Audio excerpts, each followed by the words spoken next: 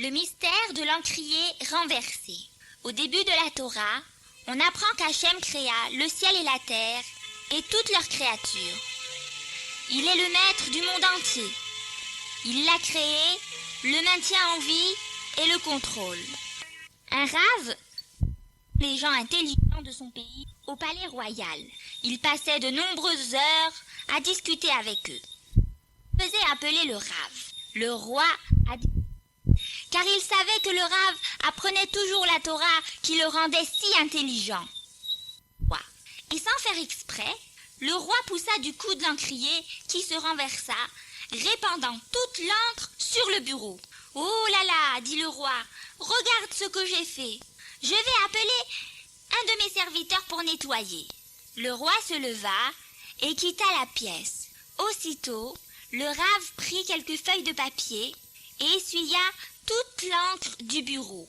Puis, il prit une nouvelle feuille propre et commença à faire un dessin. C'était un artiste et il dessina le magnifique paysage que l'on pouvait voir par la fenêtre de la chambre royale. Le ciel bleu, le soleil brillant, les montagnes couvertes de grands arbres et d'herbes vertes, une rivière entourée d'un verger, plein de fleurs, multicolores. Après avoir terminé le joli dessin, il le posa sur le bureau du roi. Et juste à côté du dessin, il posa l'encrier renversé.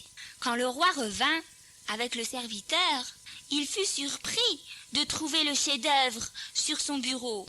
Il s'écria « Oh, mais qui a fait ce joli dessin? Et d'où vient-il » Le rave répondit « Mais Sa Majesté, ne vous rappelez-vous pas que l'encrier s'est renversé? Et quand l'encre s'est répandue sur le papier, cela a formé ce beau dessin. » « Oh, dit le roi, comment peut-il dire une chose pareille? C'est impossible. Ce joli dessin doit avoir été fait par un artiste.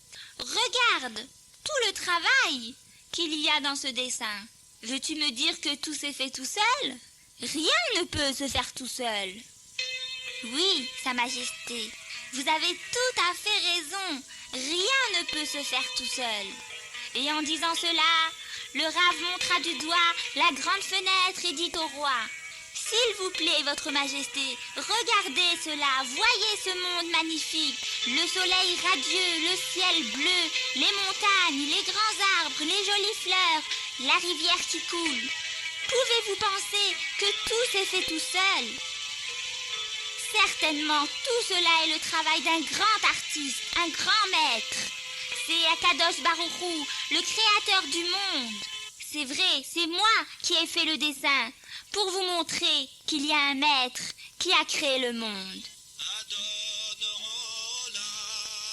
Entendant cela, le roi leva les bras et s'écria « Béni soit Hachem, le créateur du ciel et de la terre, et béni soient les béné Israël qui étudient la Torah d'Akadosh Baruch Hu et suivent ses enseignements. »